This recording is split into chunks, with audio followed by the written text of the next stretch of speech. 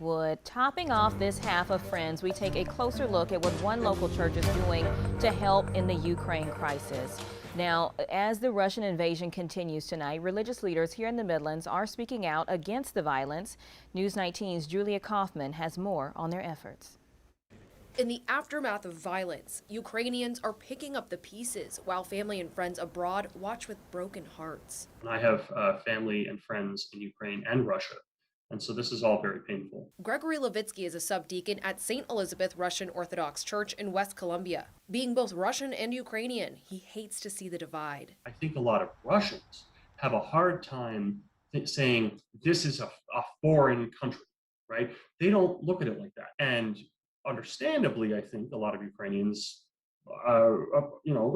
they get offended at that notion, right? They say, well, we have a country, we are a country. Regardless of political views, Levitsky says his friends and family in both countries are against the violence. Our bishops have called it time and again a fratricidal war, right? They said that all war is a sin, but brother against brother is the worst kind of war. Levitsky and his church's priest, Mark Mancuso, took a spiritual pilgrimage to Ukraine in November. It was enlightening. It was inspiring.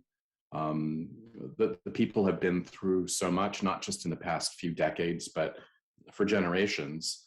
And yet there's a warmth and a joy to them that one would not expect. Now the friends and sites that inspired Mancuso are in danger. So they had to flee to the villages on fear there would be a stray missile that might hit one of the buildings, which would cause a catastrophe. So, I've sent some money to some of my friends in the Ukraine. He says they're saddened and surprised by the scale of the attacks, and his church is praying for their safety. In Columbia, Julia Kaufman, News 19, WLTX.